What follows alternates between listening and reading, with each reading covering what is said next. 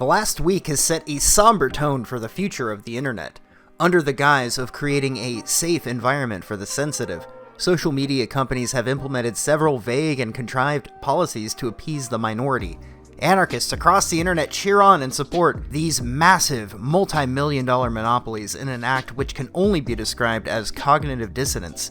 Even after the latest wave of the digital public square purge, nobody is satisfied, especially the independent journalists and historians who had their channels removed or demonetized. Most of them still defend Carlos and Vox, saying, "This is YouTube's problem, and they didn't cause this." And by most of them, I mean the people who had their channels removed. No matter how long people like Carlos Maza and Vox and people like them keep lying to themselves, Carlos absolutely caused this. Vox absolutely caused this. And they should, at the very least, take responsibility for ruining the livelihoods of what YouTube claims were thousands of creators when they spoke to the New York Times. The CEO of YouTube was even interrogated by a Vox contributor, and the people gathered there demanding that she answer as to why they would allow people to say things that random people might not like. It was quite entertaining watching her attempt to avoid obvious gotcha moments as the interviewer, again from Vox, ironically enough, tried to blame YouTube for people becoming more right-wing. I'm Steve Kovac from CNBC. I was wondering what goals and metrics Sundar and your other bosses give you that you're evaluated on, and how or if those have changed over the years. Yeah. I think like any company, we use multiple metrics. Hi, Neil Patel from The Verge.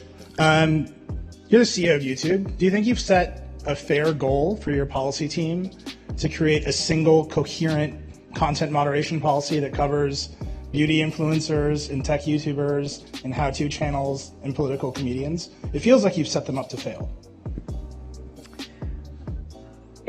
So when we think about, first of all, we have many policies, right? Are you really sorry for anything to the LGBTQ community, or are you just sorry that they were offended? Yeah. So first of all, I'm really personally very sorry, and it was not our intent. Our goal was, YouTube has always been a home of so many LGBTQ creators, and we will be taking down those videos going forward, and we will be very consistent. If we see that, we will take it down. So again, thank you for your question, and I really do apologize for the hurt that we caused. Kevin really does get the last question. Okay, Kevin. Hi, the story that Peter mentioned was about radicalization and a 21-year-old man who says that YouTube helped sort of radicalize him into the far right through his recommendations. And as part of that story, I got to ask a lot of people about YouTube and radicalization, but I never got to ask you. So I wanted to ask you, do you think YouTube is having a radicalizing effect on our politics?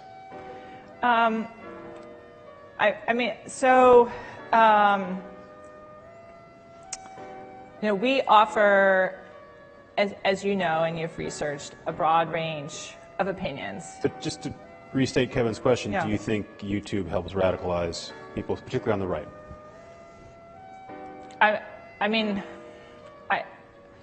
It's like, you've done lots and lots of research on this. Our view has been that we are offering a diverse set of content to our users.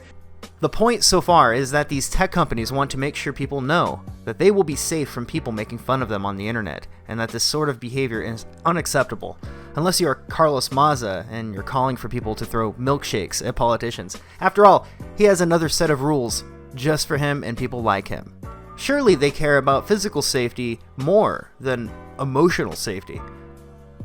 There couldn't possibly be campaigns of literal harassment going on while no one bats an eye. I mean, that would just be hypocritical, to say the least, wouldn't it? And you can't convince me that these people aren't aware of what's going on, as an NBC reporter by the name of Brandy Zadronzi, for example, follows the account Anti-Fash Gordon, as well as It's Going Down in Antifa News Hub. Anti-Fash Gordon believes himself to be a valiant fighter against the Nazis, but the truth is that they are a deluded individual, much like Don Quixote chasing windmills. The supposed threat of the alt-right are greatly exaggerated by the media, and this justifies actions by people like Anti-Fash Gordon and people that follow It's Going Down. They feel justified in opposing themselves against a force that they believe is evil, when in reality, that force is really just some civic nationalist, some basic conservative. According to Anti-Fash Gordon's bio on Twitter, I expose fascists, get them fired, dehomed, kicked out of school, etc. The very fact that they can operate unencumbered by ethics or potential legality and use their somewhat large accounts to spread personal information of those they do not like is absurd, especially while the people running the tech platforms look the other way and feign ignorance. Accounts like these, and there are many, find somebody that are part of a group that they don't like. Maybe they organized an event that they don't like, and they move to freeze their assets, remove them from society, and pretend that it makes them better people. These are people that take every joke as a serious ideological declaration, either because they can't tell it's a joke or they want an excuse to ruin somebody's life. Even after all of the moral grandstanding from Silicon Valley as of late, they appear to have no comment on these types of real harassment. What's worse, a few insults from some Canadian LARPing as an American nationalist is for some reason considered harassment, but thousands of people organizing openly to ruin somebody's life is not considered harassment or is ignored entirely. Guess which one of those situations is against the terms of service? Guess which one's considered harassment by these armchair revolutionaries? A man named Michael Mora from a group called Resist Marxism organized a straight pride parade. Whatever you might think about it, support it or not, find it childish or find it ambitious, this was a harmless gathering of people celebrating something about themselves that means a lot to them. Just like with the other parades, I'm okay with it existing as long as attendance isn't mandatory, although I wish they wouldn't allow children into a place so obviously geared for adults. People coming together under the banner of orientation is an obvious sign to me that these people desperately need a hobby. At least with the straight pride parade, it's something that people have joked about for years and is a harmless way of this group throwing their own party. Wouldn't you know it, but this parade was just too much for some of these people to handle, specifically this user on Twitter that I mentioned earlier, Anti-Fash Gordon. It's amazing to me to see how much bad somebody can really do to somebody and the world at large and still feel heroic because they put themselves adversarially against a vague label. Anti-Fash Gordon and people like Don Lemon from CNN told us because they are against the bad guys, they are automatically the good guys. It says it right in the name, Antifa, anti-fascism, which is what they were there fighting. Listen, there's, no organization is perfect. There was some violence. No one condones the violence, but there were different reasons for Antifa and for these neo-Nazis to be there. One, racist fascists. The other group fighting racist fascists. There's a distinction there. Thank you both. I appreciate it. This is just one of the accounts that has been championing the harassment of this Michael Mora person. Take this post, for instance. Would you say that this violates Twitter's terms of service? Does this appear to attempt to demonstrate a real and tangible threat? This is only the beginning, they say, ready to carry out some sort of ideological vengeance on behalf of the unspoken. What was so bad about this parade, you might wonder? I have not seen any footage, but from what I can gather, it was a tongue-in-cheek event poking the tiniest bit of fun at a cult-like community that seeks to crush any bit of criticism they come across.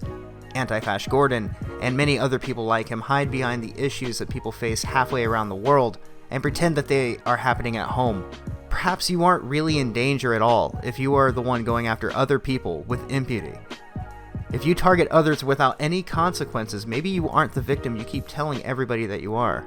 Maybe you are exactly what you accuse others of. Here is the account proudly taking credit for getting the man fired over his political beliefs, continuously calling him a Nazi to try and disguise themselves as a heroic digital vigilante. Antifa Twitter is celebrating as they pretend that this man organizing a pride event was similar, if not exactly like, a Charlie Chaplin look-alike marching right into Poland. I won't discuss the obvious moral shortcomings of those that wish to get other people fired due to phony outrage. I don't think any of these people actually care. I feel that any potential commentary is obvious. What I am pointing out is that this isn't considered harassment, but insulting somebody on the internet is. What a time to be alive. Hey everybody. I figured I'd take a look at a few strange news stories that I came across over the past few days. First, we have a man who got ran over while he was doing push-ups in the middle of the street. If you're going to, as Mac from It's Always Sunny in Philadelphia would say, get your pump on, don't get your pump on in the middle of the street. This morning, police say a man was doing push-ups in the middle of the road in Rochester when he was hit by a car. It happened on Lyle Ave near Engels Street around 10 last night. The 51-year-old Rochester man was rushed to Strong but is expected to survive. Part of Lyle Avenue was closed while police investigated this. It has since reopened. The driver of the car stayed on scene. So far, no tickets have been issued. No tickets have been issued. That's the important question. The real important question is how many push-ups did this guy do before he was hit by a car, and how many push-ups did he do after he got hit by the car? Taxi driver fired after faking heart attack to get out of a trip.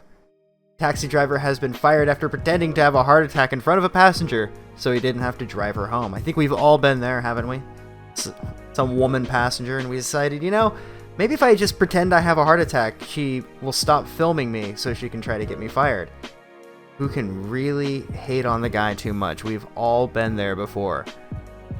And heartlessly, if he was actually having a heart attack, she was going to let him die.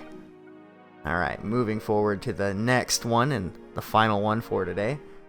Police handing out blunt knives to domestic violence victims to reduce stabbings in the home. Around 100 knives will be handed out to victims so their partners can't attack them in the home. Strange logic from people who banned firearms in their country to hand out knives to people who are in the middle of domestic disputes. What could go wrong? But hey, look guys, they're no-point knives. They removed the sharp point at the end. So it's going to take a little bit of force to get it to go through. This is really the clown world we have stumbled onto. This is reality. This is our society. Well, that'll be it for today. Have a good one, everybody.